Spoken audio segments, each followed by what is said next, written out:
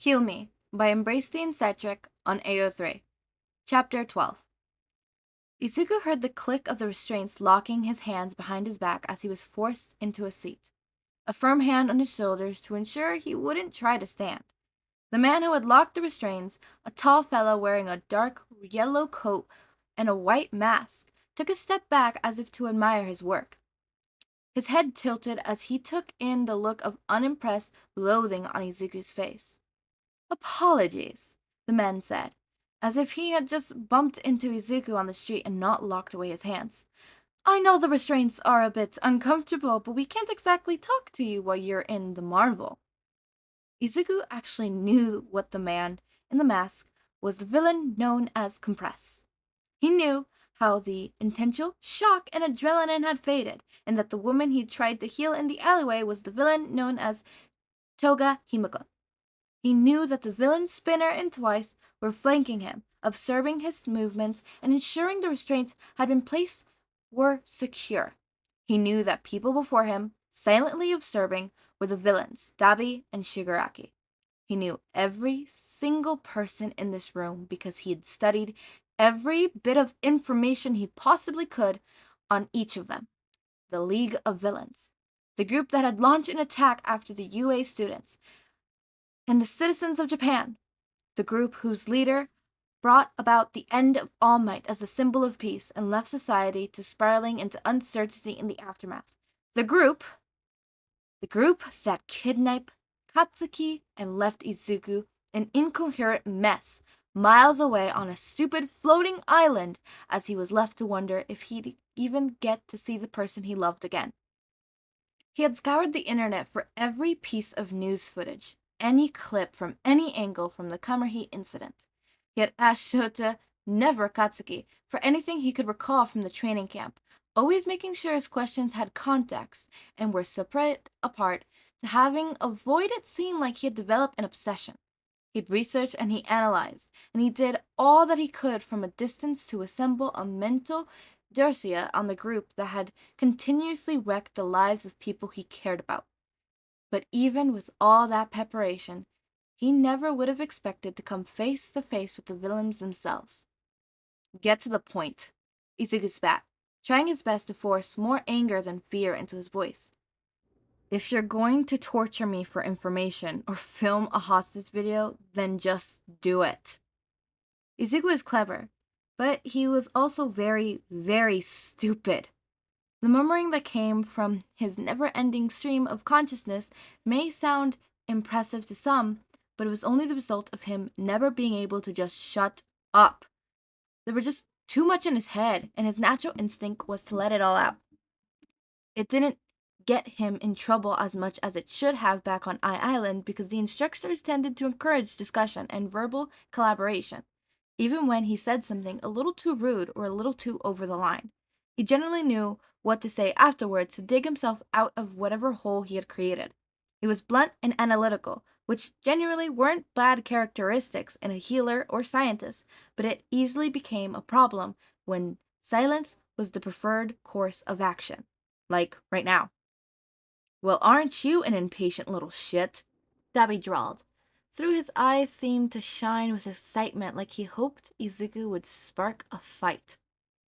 "We aren't going to hurt you," Shigaraki claimed from the seat across from him as he scratched at his scarred and bloody neck in a way that made Izuku's instincts flare up.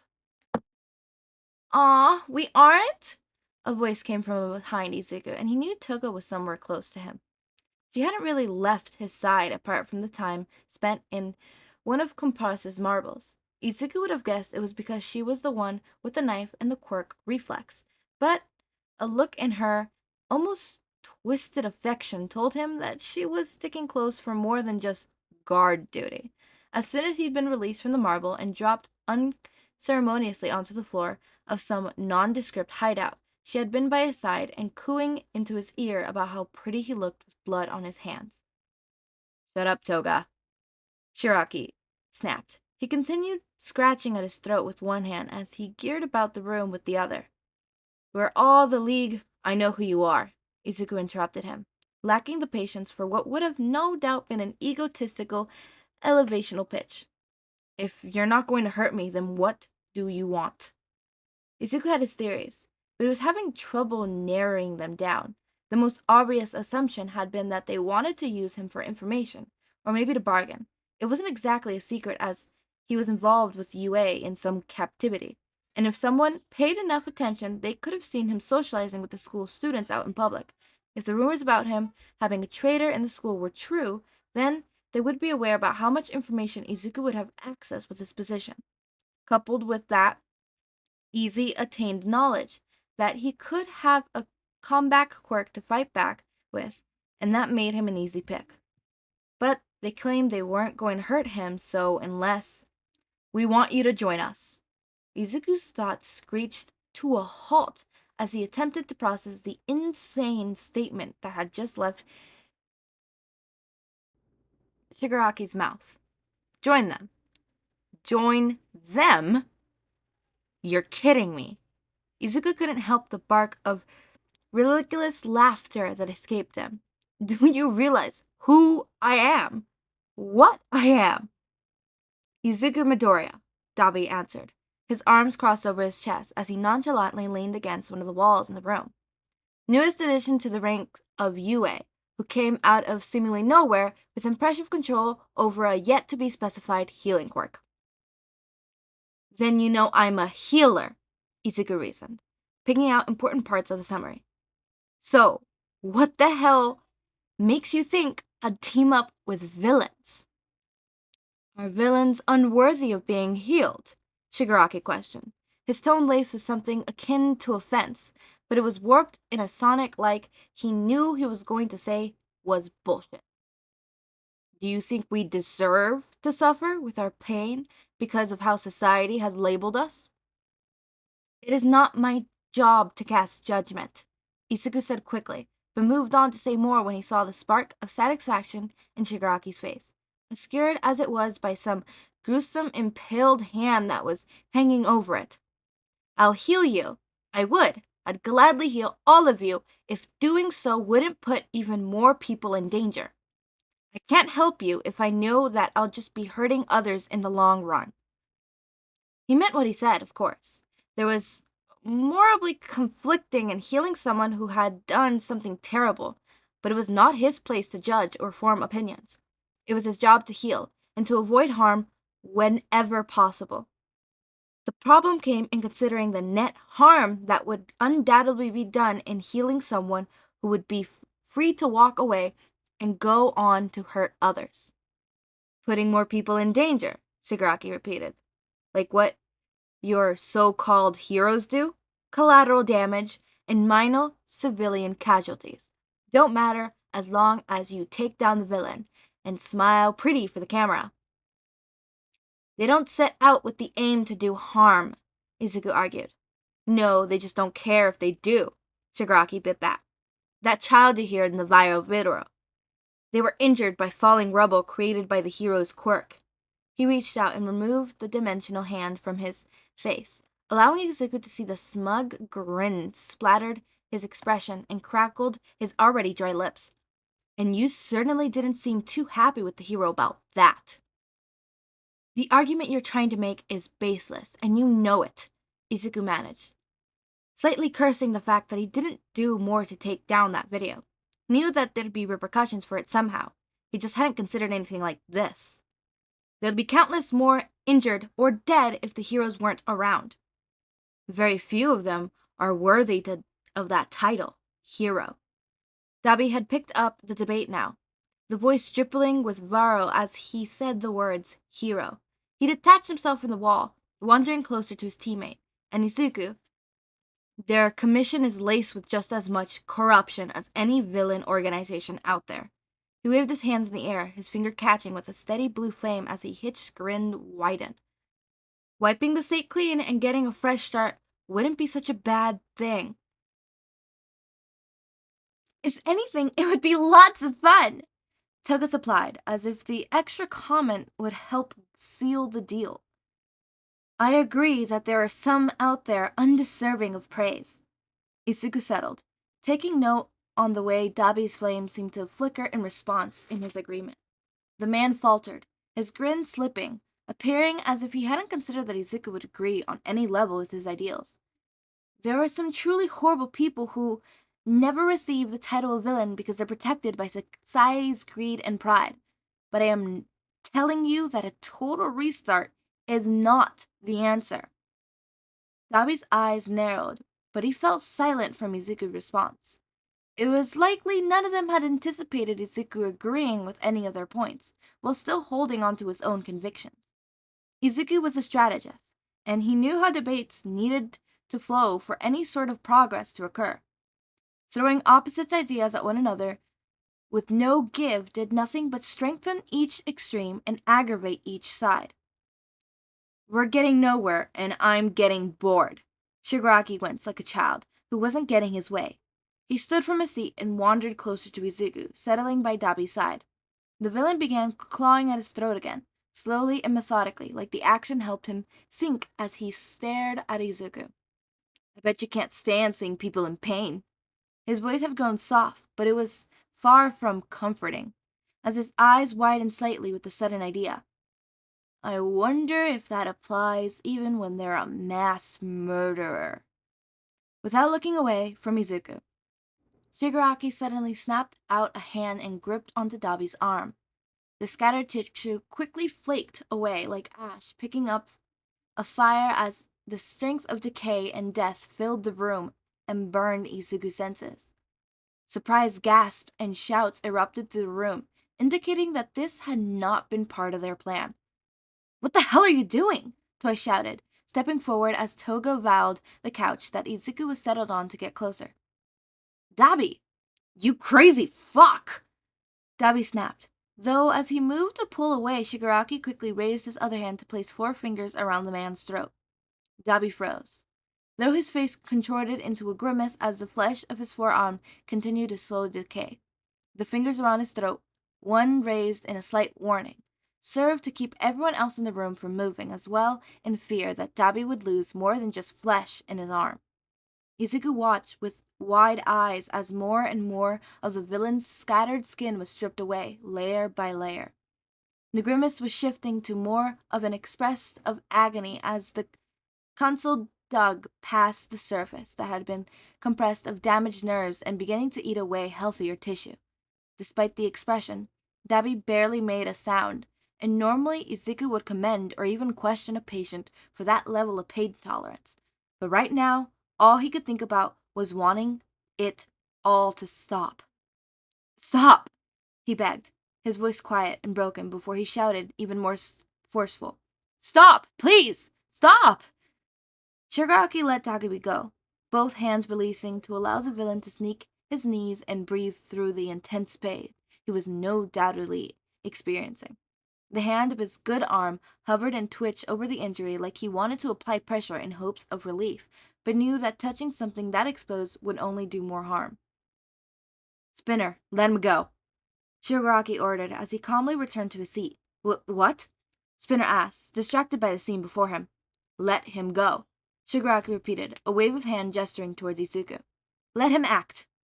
Spinner shook his head to focus and reached behind Izuku, unlocking the restraints that kept his hands bound. Izuku didn't think. He only moved forward. He fell to the floor and lunged for Dabi, careful to wrap his hands around the parts of his arm that hadn't been stripped away. He felt Dabi's gaze on him, but didn't return it as he focused on stitching the flesh of his arms back together inch by inch. Just as I thought. Izuku heard Shigaraki muse, dark delight in his voice. He'll heal anyone with a little motivation. Shigaraki, look! The twice examined. Oh, gross, look at his arm. Did you touch him? He's decaying. It's the same place as Dabi's wound. Izuku didn't need to look to know that the whole room was seeing and reacting to because he damn well could feel it. The inflicted damage from the healing was disintegrating his own arm, a slow spread of decay occurring, with no obvious cause to anyone but him. He took solace in the knowledge that the damage would be contained, for strain to cover only a fraction of the area that Dabi's injury took up. He hung to the fact that the insufferable pain caught somewhere between a burn and an extinguishingly slow avulsion, well, eventually stopped. He had developed a decent tolerance for pain over the years due to his training, but this was on a whole nother level. Everyone around him seemed to be trying to figure out why his arm was reacting as if Shigaraki had used his quirk from a distance. Izuku had almost healed the wound completely when he heard a small noise come from Dabi, prompting him to finally look up. The villain was staring at the reflected decay sweeping away Izuku's forearm, and he could tell the look in his eyes that Dabi was beginning to piece together what was happening. Stop doing that. Dabi shoved Izuku away before he could finish healing the injury completely and stumbled to his feet to put even more distance between them. Restrain him, Shigaraki ordered with a plea, expression on his face as a weak and injured Izuku was maneuvered back into his restraints by Spinner and Twice. Well, that was interesting. Interesting, Dabi repeated, his eyes darting back and forth between the mostly healed arm and the newly exposed flesh of Izuku's own limb. You call this fucking interesting? He healed you, Shigaraki pointed out. If he hadn't done it immediately like he did, then we would have made him do it eventually. Doesn't change the fact that it hurt like a bitch, Dabi growled. You've already got nerve damage, Shigaraki responded with a wave of his hand. I'm sure you barely felt it. You didn't even cry. I can't cry in the first place, motherfucker. I'd say that was a success. Unfortunately, there's been a new development. Compress reminded the room, drawing everyone's attention back to the original plan. His quirk is far more limited than we previously thought. We haven't seen any visual damage to him in that video, but eventually... It doesn't just take his energy, Spinner observed, wincing as he studied Izuku's arm. It starts to hurt him. If he healed enough, it'll probably kill him, Toga suggested, though she sounded more intrigued than worried by the idea. He'd still be a useful asset, Shigaraki determined. He stood, placing the demolished hand back into his face as he made his way out of the room. I need to go speak with the doctor while I'm gone. Try and force some food into him. Well, I ain't feeding him, Spinner quickly declared, backing away towards the door Shigaraki had left there, with his hands raised. He already tried to bite me back in the alleyway.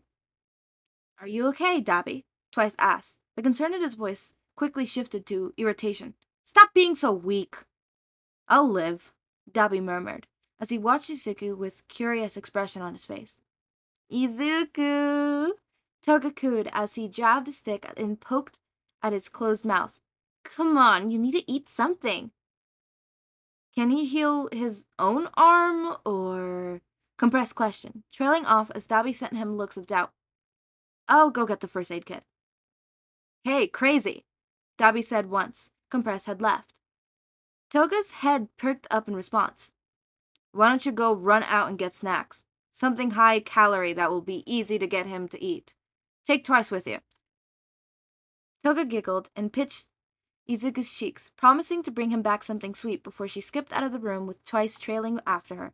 A moment later, Compress returned to the room with what looked to be a standard first aid kit in hand. He glanced around the room as he handed the kit off to Dabi and noticed it mostly emptied. You can leave. I got this, Dabi told him as he took a seat next to Izuku on the couch and began to roll out his gauze. Are you sure you'll be fine alone with him? Does he look like he's in any state to fight me now? Dabi responded, nodding his head in Izuku's direction. Izuku couldn't exactly see himself, but he had no doubt he probably looked to be on the verge of passing out if he had felt was any indication. Besides, I've got plenty of experience in patching up injuries. If you're sure, Compress replied with a non-criminal shrug as he made his way out to the room again, finally leaving the healer and the villain alone together. Oh my god! Oh my god! It is 9 p.m. I need to record one more video before I could go to sleep because we're going camping tomorrow and I'm not coming back till Monday.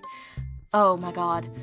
Breathing in, breathing out, I need to record. Actually, I need to record 2 more videos because I'm not going to be able to record Tuesday. Or Monday. So I won't be able to record Tuesday's video and I won't be able to record Tuesday. So unfortunately, I'm going to have to record 2 more videos before I could go to sleep. Yay! Gotta love that. This is going to be a short thing. I don't really have anything to say other than, League of Villains being League of Villains. Nothing more to say, you know? But as always, make sure to eat, sleep, drink water, take your meds, have a wonderful day or night. Join our community server, link is in the description. Subscribe to see more of my content, and thank you so much for watching.